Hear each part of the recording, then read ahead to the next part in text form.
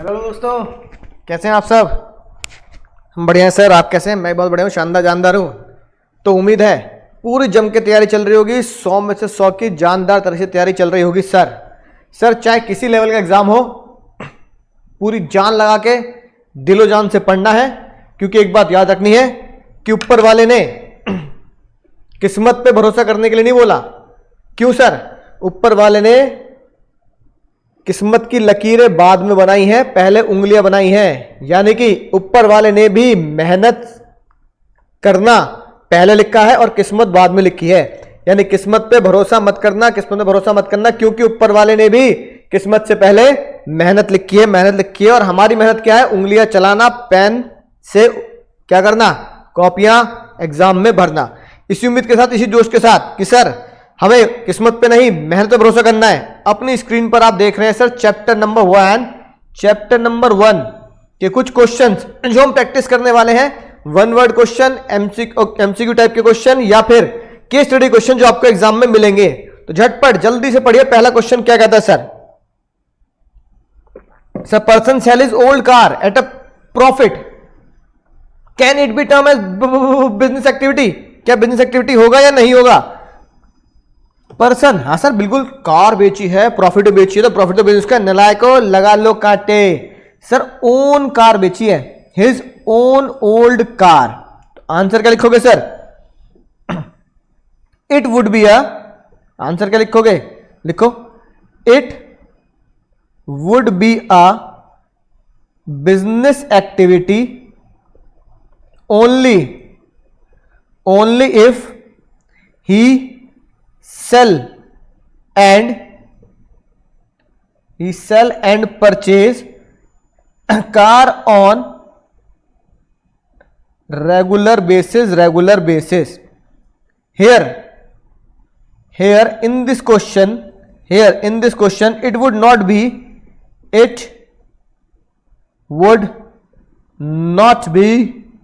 a business activity. तो हम business activity नहीं मानेंगे। मजा आ गया सर, मजा आ गया। मुद्दे की बात क्या थी सर? रेगुलर होना चाहिए, और ये रेगुलर एक्टिविटी नहीं है सर। अगला क्वेश्चन ध्यान से देखेंगे सर। मायशा टुक फैशन डिजाइन कोर्स कर लिया उन्होंने, आंटी जी ने, ठीक है ना। कोर्स के बाद जॉब लग गई बहुत बढ़िया में, और फिर उन्होंने बढ़िया फेमस आउटफिट बनाना शुरू कर दिए। Identify the types of business activity. Types of business activity बताओ। मैंने पहले कहा था बड़े देशों में छोटी बातें होती रहती हैं, तंग बड़े देशों में छोटे क्वेश्चन बनते हैं और एग्जाम में छोटी बातें बड़ी हो जाती हैं। बेटा पहचान नहीं पहचान ले सर? एक छोटे से शब्द, एक छोटा सा, मैंने पहले कहा था एक छोटा शब्द सर आपको आंसर बताएगा, और वो छोटा शब्द है ये जॉब। पूरे क्वेश्चन में जो सीक्रेट वर्ड है वो यही है। जो आपने इसको पहचान लिया तो समझ लिए खेल खत्म। सर आप क्या बोलोगे सर? इकोनॉमिक एक्टिविटी मायशा इज एंगेज्ड इन एम्प्लॉयमेंट। याद आ गई बात? Sir business, profession, employment, 3 economic activity थी, 3 में से एम्प्लॉयमेंट। सर मजा आ गया। अगला क्वेश्चन देखो sir. Which service help to remove hindrance of time की दिक्कत को कौन दूर करता है? डिटेल में ध्यान से दिमाग लगाकर क्वेश्चन पढ़ो, है ना, और वीडियो लेक्चर ध्यान से देखो। सर हिंड्रेंसेस ऑफ टाइम कौन दूर करता है सर? Ware house. मजा आ गया सर। अगला, under which category machine plant tools, ये किस कैटेगरी में आते हैं? किस कैटेगरी में आते हैं भैया मशीन प्लांट टूल्स? विच, क्वेश्चन क्या है मुन्ना? क्वेश्चन है विच कैटेगरी ऑफ गुड्स, किन गुड्स की कैटेगरी में आते हैं? सर बिल्कुल सही। क्या? मशीन कंज्यूमर गुड्स है। मैडम जी मशीन कंज्यूमर गुड्स हो गया तो फिर मोबाइल क्या होगा? अगर मशीन कंज्यूमर गुड्स हो गया तो फिर ये पेन क्या होगा? मैडम जी फिर ये बॉटल क्या होगी? एक बात ध्यान रखना मैडम जी, मैं हैंडपंप भी उखाड़ सकता हूँ, इसलिए याद रखना मशीन ये सारी चीजें प्रोड्यूसर गुड्स होती है, कंज्यूमर नहीं होती दोस्तों। तो ये क्या है सर? कहीं देवल जाते कभी मेरे अंदर। सर ये है सर हमारा कौन से गुड्स सर? Producer goods. लिखो जल्दी, साथ साथ क्वेश्चन भी नोट करते जाना, कोई दिक्कत वाली बात नहीं है। दो तरह के part business activity are classified into two parts. Business activity दो पार्ट्स में डिवाइड होती है सर। सर इतना टुच्चा क्वेश्चन क्यों पूछते हो सर, इंसल्ट हो जाती है हमारी। हम क्या इंसल्ट कराने के लिए एग्जाम पेपर देने जा रहे हैं? बेइज्जती, ऐसे बेइज्जती वाले क्वेश्चन तो एग्जाम में अटेम्प्ट भी ना करें। अरे भाई अटेम्प्ट जरूर कर लेना, क्वेश्चन जरूर कर लेना, नंबर कट जाएंगे वरना। कौन सर? इंडस्ट्री एंड कॉमर्स, ठीक है। अब ये बताओ, which activity removes all hindrances in the process of exchange? In the process of exchange. Sir बिल्कुल टुच्चा क्वेश्चन था सर, ऐसे क्वेश्चन क्यों पूछते हो सर आप हमसे? लिखो sir, commerce, commerce ensure free smooth exchange, है ना, by removing various hindrances to social objective. Two sir हम तो तीन बता देंगे सर। सर क्वालिटी, क्वालिटी गुड्स, ये सोशल ऑब्जेक्टिव हो गया, ठीक है ना एक। दूसरा कौन सा हो गया सर? एम्प्लॉयमेंट। तीसरा सोशल ऑब्जेक्टिव सर कौन सा हो जाएगा sir? Avoid unfair trade practice, avoid unfair practice, है कि नहीं बात? मजा आ गया सर, मजा आ गया। ये हमारे वन वर्ड क्वेश्चन है, ये चाहे डायरेक्ट क्वेश्चन आ जाए चाहे एमसीक्यू फॉर्म में आ जाए, आप इसे आसानी से लिख सकते हैं। मजा आएगा सर। आठवां क्वेश्चन देखे, उत्तरी और उत्तरी। आठवां क्वेश्चन में क्या आ गया यार? उत्तरी मैंने पहले कहा था, मैंने पहले कहा था। फोटो बनी आ गई, फोटो बनी आ सकती है सर। पहला बताओ, ये कह रहा है पिक्चर देख के पहचानो हिंड्रेंसेस को। सर पहला बैंक है, बैंक, तो कौन सा हिंड्रेंसेस ऑफ यूज हुआ sir? Sir hindrances of finance, ठीक है सर। मजा आएगा, मजा आएगा। बी क्या है सर? इंश्योरेंस है, इंश्योरेंस, तो कौन सा हिंड्रेंसेस हुआ? Hindrances of risk. Sir truck है, truck, hindrances of place. Sir warehouse है, warehouse, hindrances of time. Sir ये भी कोई बात थी सर, ये भी कोई बात थी, ये भी कोई बात थी बेटा, है कि नहीं बात? Different type of industry sir आपको पता ही है, बताने वाली बात क्या है मुन्ना? दो तरह की इंडस्ट्री कौन सी होती है?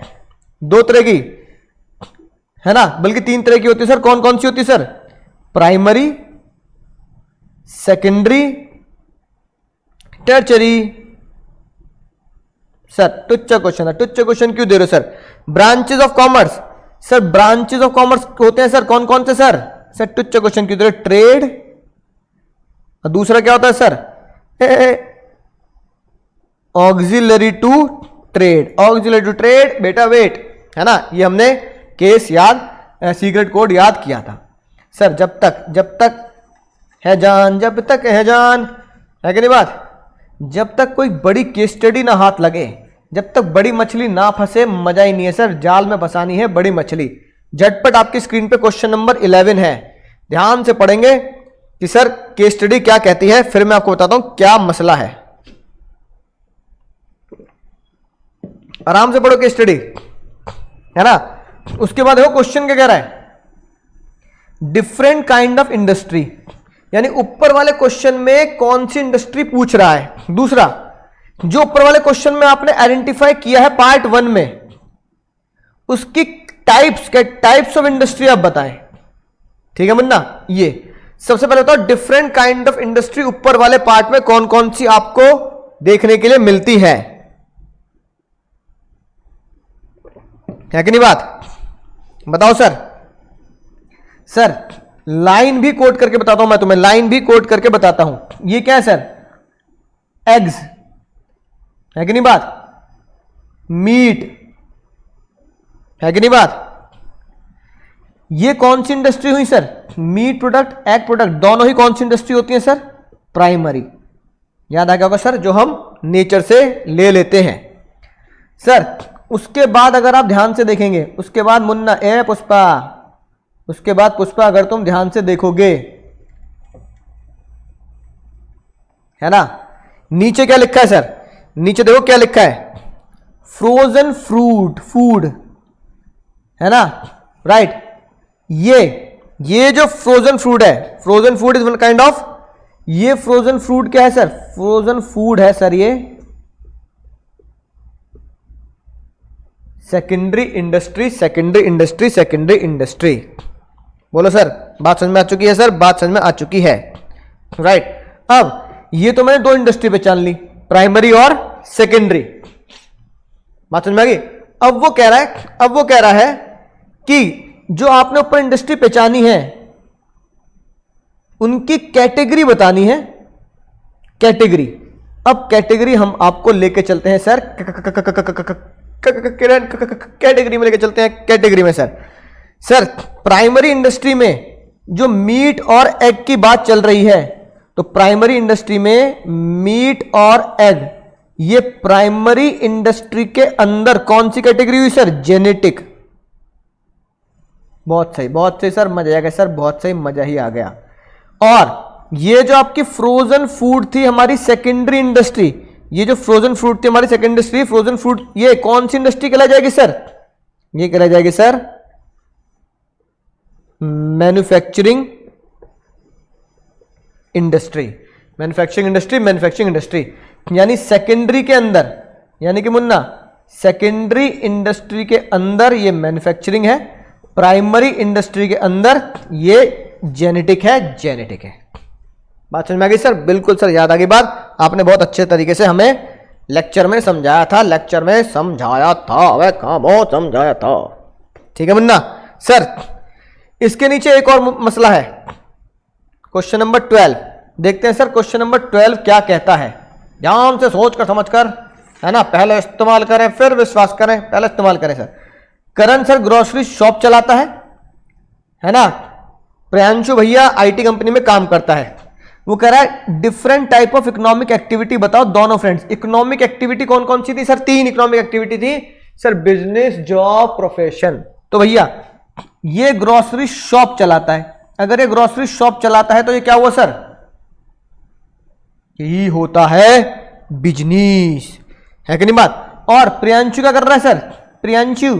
प्रियांशु सर वर्क करता है आईटी कंपनी में, तो ये होता है सर जॉब। अब जॉब और बिजनेस में, जॉब की जगह और बेटर रहेगा एम्प्लॉयमेंट, है ना। जॉब और एम्प्लॉयमेंट में डिफरेंस बहुत सारे लिखवाए मैंने आपको, आप अच्छे से उन को लिख सकते हैं यहां पर। सर 14 डायरेक्ट है, बिल्कुल डायरेक्ट है। रोल ऑफ प्रॉफिट सीधा सीधा क्वेश्चन है, इसमें कुछ बताने वाली बात है नहीं कि रोल ऑफ प्रॉफिट क्या है। अब सर 15 पढ़ो, 15 तुम्हारी नजरों में क्या कहता है, ध्यान से देखेंगे सर। 15 क्या है सर? राधिका आपने क्या कह रही है तुमसे, बता सकते हो? सर ये जॉब करती है, small scale business, every year वो 10% कंट्रीब्यूट करती हैं समाज सेवा के लिए, एनजीओ को देती हैं, ठीक है ना, जो सीनियर सिटीजन की सेहत का ध्यान करते हैं, बहुत बढ़िया बात। हॉस्पिटल भी चलाते हैं, बहुत बढ़िया बात, राइट। कितने नेक विचार है, 10% वो प्रॉफिट देती हैं। कौन सा ऑब्जेक्टिव? जनवरी टाइम की बात है, कौन सा ऑब्जेक्टिव है सर? सर ये राधिका का सोशल ऑब्जेक्टिव है, बहुत डिटेल में आपने ये, है ना, पढ़ा है, बहुत डिटेल में पढ़ा है सर, सोशल ऑब्जेक्टिव। अब वो कह रही है जो आपने सोशल ऑब्जेक्टिव पहचाना पार्ट 1 में, उसके 3 तरह के 3 ऑब्जेक्टिव, 3 एग्जाम्पल दे दो। एनी थ्री वही है जो हमने अभी अभी ऊपर दिए सर। कौन सा? जनरेट एम्प्लॉयमेंट, ये भी सोशल ऑब्जेक्टिव का पहला एग्जाम्पल। दूसरा, अपने खुद के एम्प्लॉय का वेलफेयर, है ना। तीसरा, प्रोटेक्ट एनवायरमेंट को बचाएं। और चौथा आप लिख सकते हैं अवॉइड अनफेयर ट्रेड प्रैक्टिस। ये लो, मैंने आपको इसमें 3 लिखवा दिए मुन्ना, 3 लिखवा दिए सर।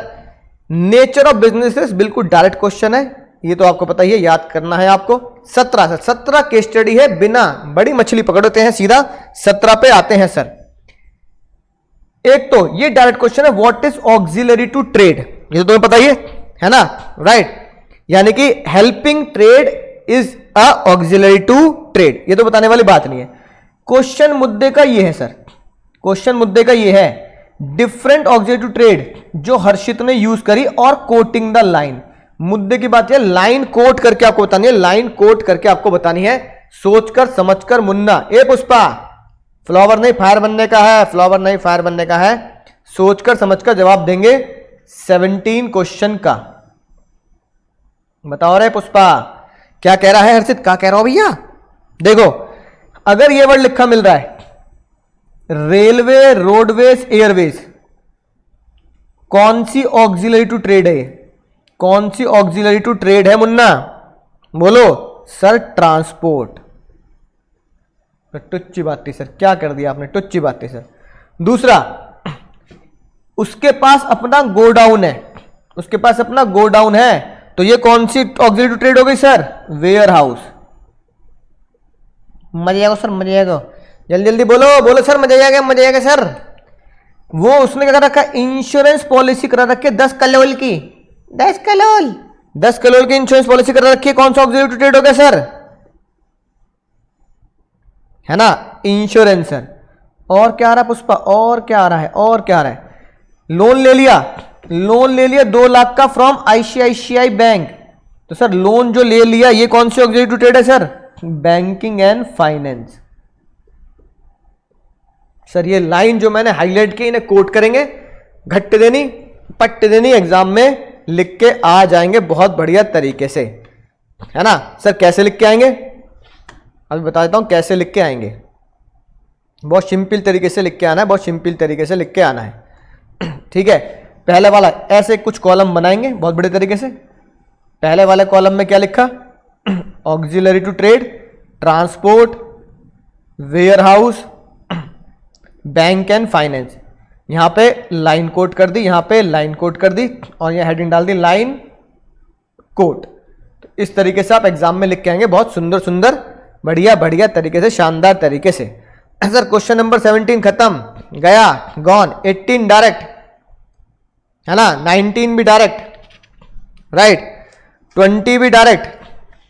सीधा कहां आते हैं sir? Explain the characteristics of business, ये भी डायरेक्ट, ये भी डायरेक्ट। कपिल शर्मा जी के पास आते हैं, कपिल शर्मा जी के पास।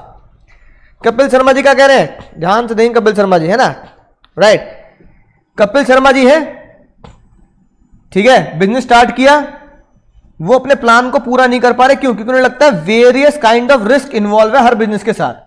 उनका एक फ्रेंड है सुनील पाल, सुनील के पास गए, सुनील, और गाइडेंस उनसे मांगी कि भैया मैं क्या करूं, मेरे को रिस्क बहुत डर लगता है भैया, अरे अरे अरे बहुत डर लगता है। अच्छा अच्छा, बहुत अच्छा, आ गए मेरी मौत का तमाशा देखने। ए अपने छोटे दिमाग में डाल रहे उदय, कंट्रोल कंट्रोल, डरने का नहीं, डरने का नहीं, डर के आगे जीत है, आ गए देख, आगे देख, अब डरने का नहीं।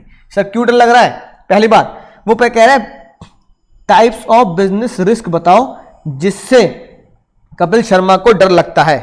सर एक हो गया स्पेकुलेटिव रिस्क, और दूसरा कौन सा हो गया? दूसरा हो गया सर प्योर रिस्क। ये दोनों ही आप जानते हो, दोनों ही डिटेल में मैंने आपको पढ़ाया है, ठीक है। अब सुनील से क्या मांग रहा है? 2 ऑब्जेक्टिव बता दो जो कपिल शर्मा को दे ताकि उसका डर खत्म हो, ताकि उसका डर खत्म हो, राइट, ये बात समझने वाली है। तो सुनील क्या कर रहा है? आप सुनील की जगह हैं तो आप उसको क्या बताएंगे ताकि उसका अंतरात्मा से डर खत्म हो जाए? उसने कहा भाई डर को खत्म करना तो पहला काम ये कर, अवॉइड रिस्की ट्रेड, है ना, रिस्की ट्रेड या रिस्की ट्रांजैक्शन, यानी कि ऐसे बंदे को माल बिल्कुल मत बेच, ऐसे बंदे को माल बिल्कुल भी मत बेच जो अनजान हो, जिसका तेरे को नाम पता ना पता हो। कह रहे भैया मेरे हमारे देश में चलता है आज नगद कल उधार, आज नगद कल उधार, उधार प्रेम की कैंची है, उधार प्रेम की कैंची है, उधार ना दे पाऊंगा, कैश में काम करो। और क्या आप उसे सलाह दे सकते हो मुन्ना को? आप उसे बोल सकते हो, है ना, यूज प्रिवेंटिव मेजर। सर कैसे? जैसे फायर, है ना, एक्सटिंग्विशर, आप फायर एक्सटिंग्विशर लगाएं ताकि आग अगर लगने की संभावना हो तो झट से बुझाई जा सके। सर आग बिजनेस में कहा है, आग तो दिल में लगी है सर, दिल में लगी है, दिल में लगी आग कैसे बुझाएं? अरे भैया अरे सर एक्स ने बहुत बड़ा धोखा दिया सर, दिल में जो आग लगी है अब तक नहीं बुझ पाई है। अरे नालायक को इधर ध्यान दो। तीसरा वो क्या कह सकता है सर? तीसरा कह सकता है सर वो टेक इंश्योरेंस पॉलिसी। क्या लेके चले सर? टेक इंश्योरेंस, इंश्योरेंस ले तो रिस्क आपका कम होगा। बहुत बढ़िया बात कही, है कि नहीं बात, राइट। जो आप अकाउंट्स में पढ़ते हैं, make provision for bad debts, जितने भी आपके रिस्क हैं उनके लिए क्या बनाएं, मेक प्रोविजंस, है ना, like provision for bad debt, provision for doubtful debt. तो भैया ये इंपॉर्टेंट एक्सपेक्टेड हो गया जो तुम्हें अपने दिमाग से लिखना पड़ेगा, है कि नहीं बात। इस तरह के आप काम करके रिस्क से क्या कर सकते सर, बच सकते हैं, बच सकते हैं सर। 25 बिल्कुल आसान सर। सोशल ऑब्जेक्टिव थ्योरी का डायरेक्ट क्वेश्चन है, लिख सकते हो, कोई टेंशन वाली बात नहीं। 17 भी है ना, राइट। 27 भी आपसे आप आराम से लिख सकते हो। अब वो कह रहा है 28 में भाई डिफाइन इंडस्ट्री। 28 में क्या बोल रहा है सर वो, डिफाइन इंडस्ट्री। चलो अगर मुझे 28 है ना, 28 तुम्हें बताना है कि इंडस्ट्री क्या होती है, तो याद होगा मैंने तुम्हें बहुत बढ़िया एसआर के बनाया था, बहुत बढ़िया एसआर के बना के दिया था, शानदार जानदार। याद आ गया नहीं आ गया मुन्ना, याद आ गया नहीं आ गया सर, बिल्कुल याद आ गया। एक था हमारा, बिल्कुल एसआर के बना के आएंगे, प्राइमरी इंडस्ट्री। एक था हमारा, है ना, सेकेंडरी इंडस्ट्री।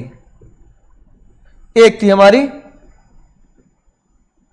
है ना, टर्चरी इंडस्ट्री, टर्चरी इंडस्ट्री। याद आ गई बात, राइट। प्राइमरी, सेकेंडरी और टर्चरी इंडस्ट्री। सर इसमें दिमाग काहे को खपाने का है, काहे को खपाने का है रे सर। प्राइमरी इंडस्ट्री में तुम्हें पता ही है, जेनेटिक, दूसरा एक्सट्रैक्टिव। सेकेंडरी इंडस्ट्री में तुम्हें पता ही है, मैन्युफैक्चरिंग, दूसरा कंस्ट्रक्टिव, कंस्ट्रक्शन। याद आ गई बात। और मैन्युफैक्चरिंग का मैंने कोड लिखवाया था तुम्हें, ASAP। ए से क्या था सर, एनालिटिकल। एस से क्या था सर, सिंथेटिकल। ए से क्या था अगले सर, असेंबलिंग। और पी से क्या था sir, processing. Analytical, synthetical, assembly और प्रोसेसिंग। कंस्ट्रक्शन इंडस्ट्री तुम बहुत भली भांति जानते हो, बहुत भली भांति जानते हो। फ्लाईओवर, ब्रिज, डैम, है ना, रोड्स, ये सारी कंस्ट्रक्शन इंडस्ट्री में आती हैं। टर्चरी इंडस्ट्री में तुम्हें पता ही है ना, सिंपल सी बात, सर्विस इंडस्ट्री, जो प्राइमरी और सेकेंडरी इंडस्ट्री को सपोर्ट करती हैं, support to primary and secondary industry. याद आ गई होगी बात। सर्विस यानी कि ट्रांसपोर्ट सर्विस, ये सर्विस, एडवर्टाइजमेंट सर्विस। सर ये था आपका इंडस्ट्री, जो मैंने ऐसे एसआर के बनाया था, बहुत बढ़िया डिटेल से आप लिख के आएंगे और यही डायग्राम बना के आएंगे। एग्जाम में पूरे नंबर मिलेंगे रे पुष्पा, पूरे नंबर, बाप का, दादा का, भाई का पूरा नंबर लेगा, पूरा नंबर लेगा रे फैजल, पूरा नंबर लेगा। हाँ सर। सर ऐसी एक चीज और बता दो सर, क्या बता दूं सर, एक आखिरी क्वेश्चन है, what do you understand by trade, discuss various type of trade. Sir ये और क्वेश्चन आया था, व्हाट इज ट्रेड, है ना।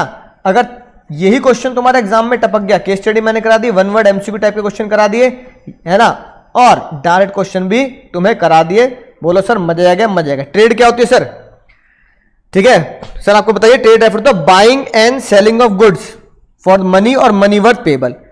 अब ट्रेड वेरियस टाइप की, पहला तो क्वेश्चन आसान है, वेरियस टाइप की ट्रेड कौन सी होगी सर, एक होती है इंटरनल और दूसरी कौन सी होती है रे पुष्पा, इंटरनल और एक्सटर्नल ट्रेड। याद आ गया मुन्ना। इंटरनल ट्रेड में क्या आता है, इंटरनल ट्रेड में क्या आता है सर, होलसेल। और दूसरा कौन सा आता है सर, होलसेल ट्रेड और रिटेल ट्रेड। याद आ गई होगी बात। एक्सटर्नल में कौन से आते हैं सर, एक्सटर्नल में कौन से आते हैं सर, एक्सपोर्ट। याद आ गया, इंपोर्ट। और एक बहुत ही खास ट्रेड कौन सी सर, एंटरपोर्ट ट्रेड। एंटरपोर्ट ट्रेड क्या होती है बताओ, एंटरपोर्ट ट्रेड क्या होती है मुन्ना, बता सकते हो क्यों भैया, बता सकते हो कि नहीं। हाँ सर बता सकते हैं, सर बता सकते हैं, सुन लो बुद्धि में डाल लो ये बात। सर क्या होती है एंटरपोर्ट ट्रेड। सर एंटरपोर्ट ट्रेड का मतलब होता है, मैं क्या करता हूं, मैं एक इंडियन ट्रेडर पहले इंपोर्ट करता है, इंपोर्ट रॉ मटेरियल फ्रॉम, मान लो मैंने जापान से मंगाया, Indian trader import raw material from Japan, फिर क्या किया उसने, कन्वर्ट किया फिनिश गुड्स में, convert in finish goods in India, और फिर उसी को क्या कर दिया, फिर सर उसी को फिर हमने आगे बेच दिया, आगे बेच दिया, आगे बेच दिया, यानी कि आगे उसको सेल कर दिया। सेल या सेल कह दो चाहे एक्सपोर्ट कह दो, है ना। सेल की जगह क्या वर्ड लिखते हैं सर, फिनिश गुड्स में कन्वर्ट किया, एंड एक्सपोर्ट टू, मान लो यूएसए को एक्सपोर्ट कर दिया, ठीक है, राइट। तो ये होता है एंटरपोर्टेड, एंटरपोर्टेड ट्रेड, है कि नहीं बात। मतलब पहले इंपोर्ट करो इंडिया में, या तो उसको बनाओ फिनिश गुड्स को, या उसको एज इट इज रख लो, और बनाओगे तो कन्वर्ट करोगे फिनिश गुड्स में और फिर उसे एक्सपोर्ट कर दो। यानी कि ये इंडिया का अगर नक्शा है तो पहले मैंने इंपोर्ट किया, इंपोर्ट किया मुन्ना, इंपोर्ट करके प्रोसेस करा, प्रोसेस करके किस में कन्वर्ट कर दिया, फिनिश गुड्स में कन्वर्ट कर दिया। फिनिश गुड्स में कन्वर्ट करने के बाद उसे फिर मैंने क्या किया सर, आगे एक्सपोर्ट कर दिया। इस पूरे प्रोसेस को बोला जाता है एंटरपोर्ट ट्रेड, एंटरपोर्ट ट्रेड। बोलो समझ गए सर, मजा आ गया सर, बहुत शानदार जानदार क्वेश्चन आपने करा दिए, जीवन हमारा धन्य हो गया। इतनी जल्दी हमें केस स्टडी भी समझ में आ गई, वन वर्ड एमसीक्यू समझ में आ गए। उम्मीद है जिस जोश के साथ हमने शुरू किया था कि ऊपर वाले ने किस्मत नहीं बनाई है, इसलिए किस्मत पे भरोसा मत करना, क्योंकि ऊपर वाले ने हाथों की लकीरों से पहले उंगलियां बनाई हैं, यानी किस्मत से पहले मेहनत लिखी है। मेहनत पे भरोसा करेंगे, जी जान लगा के मेहनत करेंगे, दुनिया में वो हासिल करेंगे जो हमारे पूरे आसपास किसी ने हासिल नहीं किया होगा। टॉप पे पहुंचेंगे, दुनिया के शिखर पे पहुंचेंगे, और अपने माँ बाप की आंखों में जो चमक आएगी, उस चमक से हम दुनिया को दिखाएंगे कि अपने दम पे जो हासिल किया है वो पूरी मेहनत से किया है, किसी की किस्मत से नहीं, और अपने किस्मत से नहीं, अपने दम पे हासिल किया।